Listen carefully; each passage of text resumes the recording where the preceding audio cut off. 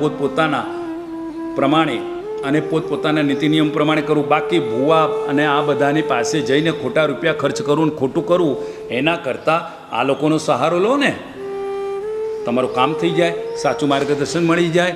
અને કે પ્રેમસુરજી મહારાજ સાહેબે આવું મહામંદિર કઈ રીતે બનાવ્યું, એમાં મૂળમાં કારણ શું, એમનો ડીએન કેવો, ત્યારે ખબર પડી. ગોતતા ખ્યાલ આવ્યો વંશાવલીની અંદર અશોક સમ્રાટ અશોકના પૌત્ર જેનું નામ સંપ્રતિ મહારાજા, અને સંપ્રતિ મહારાજાના પરિવારમાંથી એમના વંશમાંથી આવેલા આ લુંકડ ગોત્રીય પ્રેમસુરજી મહારાજા હતા. એટલે આવું બધું જ તમારે જીવનની અંદર આ બધી વસ્તુનું ખાસ ધ્યાન રાખવું જરૂરી છે. જ્યાં ત્યાં ભટકો નહીં, જ્યાં ત્યાં જાઓ નહીં.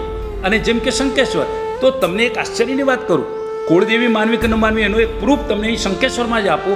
શંકેશ્વરમાં મહામંદિરની અંદર જે 52 દેરીવાળું સરસ મજાનું શંકેશ્વર દાદાનું મંદિર છે, અને શંખપુર હતું અને શંકેશ્વર આજે પણ એ જ 52 દેવીની અંદર એક દેરી, જો તમે ઈશાન કોણની અંદર જાઓ તો એક દેરીમાં અંદર બીજી દેરી છે, અને ત્યાં એક કુળદેવી છે, અને કુળદેવી પણ એ મંદિરની અંદર છે.